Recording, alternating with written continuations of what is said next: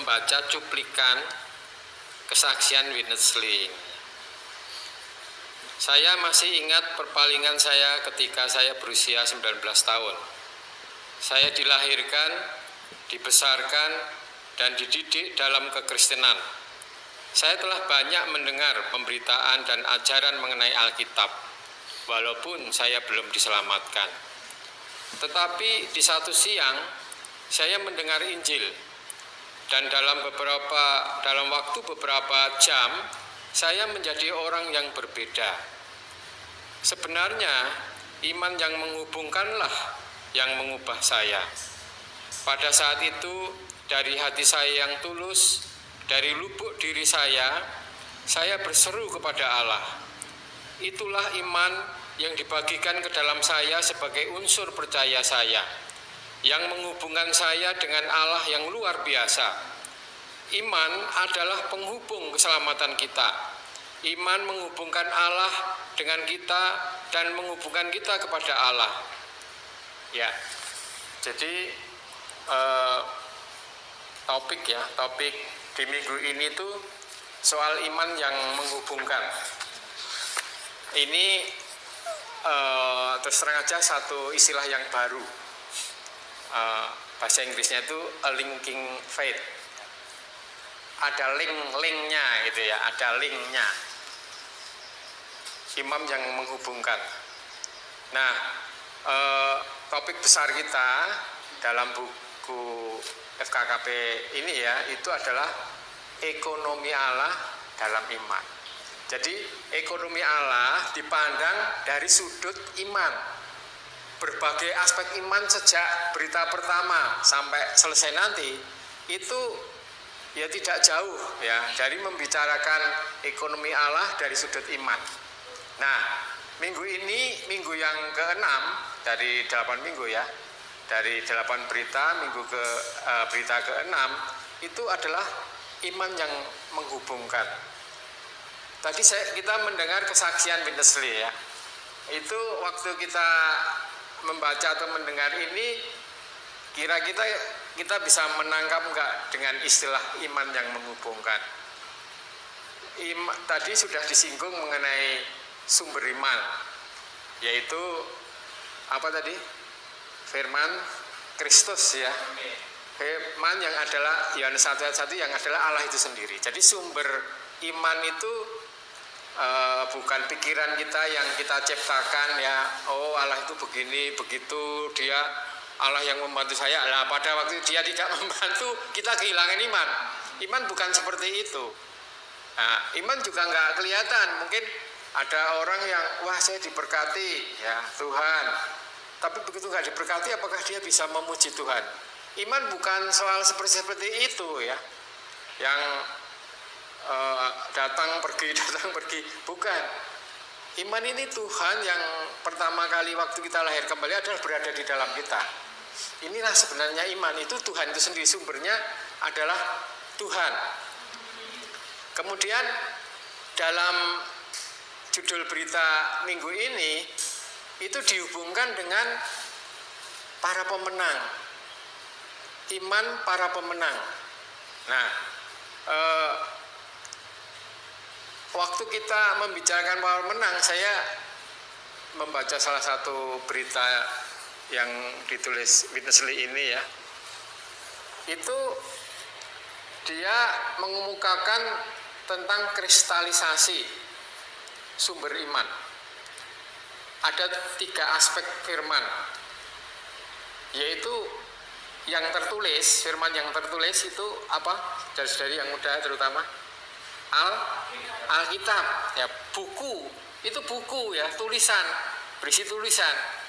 Kemudian yang kedua, ini bukan firman huruf ya, tapi firman yang hidup. Siapa? Dari Kristus. Kristus itu hidup. Sampai sekarang ya masih hidup. Yohanes 1 ayat 1 dia juga firman, tapi firman yang hidup. Kemudian yang ketiga adalah yang disebut dengan firman roh, yaitu Alkitab, menjadi sesuatu yang tulisan itu hidup, yaitu Kristus itu sendiri, kemudian dia masuk ke dalam kita. Jadi makanya kita harus mengenal kelahiran kembali. Saya dulu latar belakang bergerejanya itu mungkin hampir tidak ada yang menyebut istilah kelahiran kembali, ya.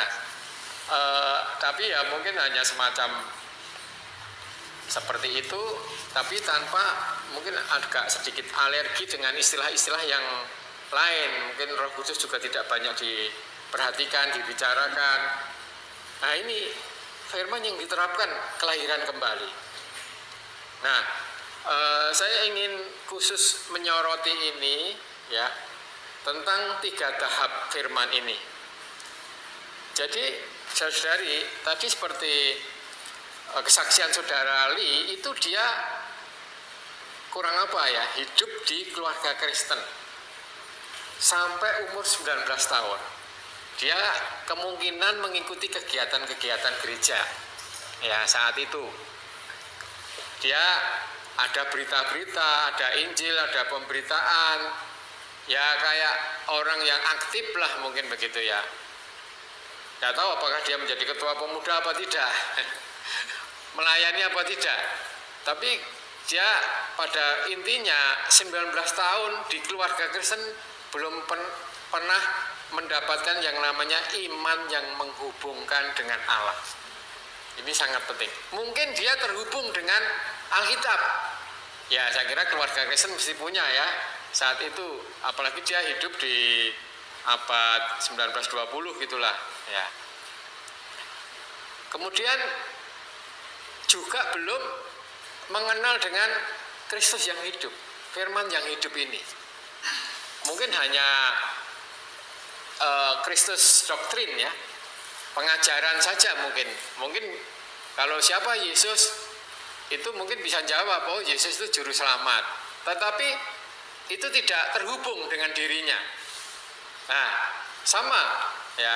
Hari ini prinsipnya ini kita perlu, mengapa orang yang menjadi di Romawi 1 itu manusia yang penuh iman, itu karena dia memiliki iman yang menghubungkan dengan Allah. Mesti ada suplai kan, ada yang disalurkan, bukan pengetahuan yang banyak.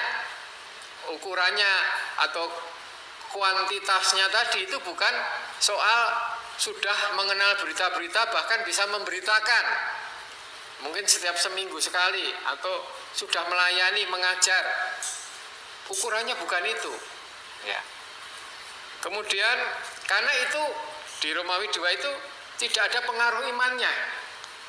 Jadi iman yang sejati, iman yang terhubung dengan Allah itu memiliki pengaruh. Tuhan menggambarkan iman yang menghubungkan itu dengan yang jumlahnya paling kecil, ukurannya paling kecil. Itu iman apa, saudara-saudari yang muda terutama? Biji sesawi. Itu suatu ilustrasi gambaran ya, iman yang paling kecil, biji sesawi itu pengaruh iman ya. Kemudian juga digambarkan juga iman yang menghubungkan ini dengan rumah. Mana ada orang, manusia yang tidak berumah kan, mesti dia mulai dari rumah, mungkin bisa saja aktivitas keluar rumah, tetapi akan kembali lagi, berakhir lagi dengan rumah. Nah, apa nama rumah kita? Iman. Rumah tangga kita namanya iman. Jadi kita senantiasa terkait dengan iman, rumah yang iman.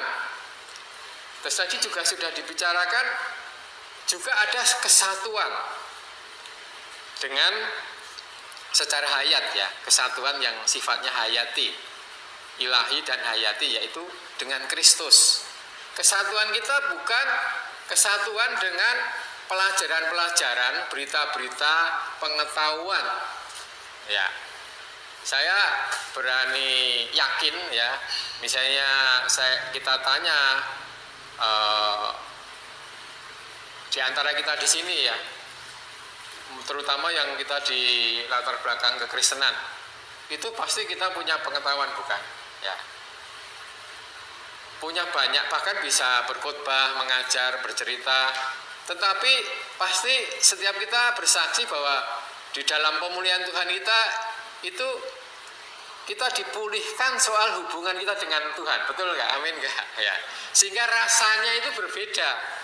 Bahkan kita sangat yakin bersatu dengan Tuhan. Dia di dalamku, dia di dalamku. Kita bisa bernyanyi dengan pasti ya, tidak takut-takut karena kita yakin dia di dalam kita. Nah, tadi juga sudah disinggung bahwa sebenarnya bagaimana memiliki iman yang menghubungkan ini, yaitu harus berkontak dengan sumbernya. Bukan tulisannya Alkitab saja, tapi berkontak dengan Alkitab juga harus berkontak dengan sumber Alkitabnya, sumber firman-Nya, berkontak dengan firman yang hidup ya. Memperhidupkan firman ini dengan cara yang seperti tadi sudah dikatakan, misalnya menyeru nama Tuhan. Itu jangan disepelekan loh ya. Apa bisa ya menyeru nama Tuhan. Nah ini misalnya saudari tadi yang cerita soal resah dengan tugas akhir ya, satu kuliah. Di sini juga masih ada yang kuliah, mungkin ada tugas-tugas kuliah juga, mungkin resah. Itu dengan menyeru nama Tuhan kelihatannya itu tidak ada dampaknya. Loh, skripsiku ya udah rampung. Sehabis menyeru itu jangan menyepelekan itu. Tapi secara tidak kita ketahui karena kan dia nggak terlihat. Ya, pekerjaan Tuhan, iman itu kan selain substansiasi, satu perwujudan yang diharapkan loh ya. Bukan yang dipegang ya, bukan yang diterima, tapi masih satu harapan. Juga satu bukti terhadap hal yang tidak terlihat. Nah, kita perlu mengatakan misalnya, oh Tuhan, berikan aku firman dirimu sendiri sehingga aku bisa punya ide-ide, punya gairah dalam mengerjakan tugas akhir. Dengan doa-doa kecil semacam itu, sambil menyeru nama Tuhan ya, itu pasti terhubung. Kita yakin nggak? Pasti terhubung ya. Waktu kita menyeru nama Tuhan, kita yakin terhubung nggak? Harus yakin. Kalau nggak yakin, kenapa kita memanggil nama Tuhan? Mendingan memanggil nama konsultan aja. Dia akan datang dan dia akan mengajari kita bagaimana melakukan sesuatu.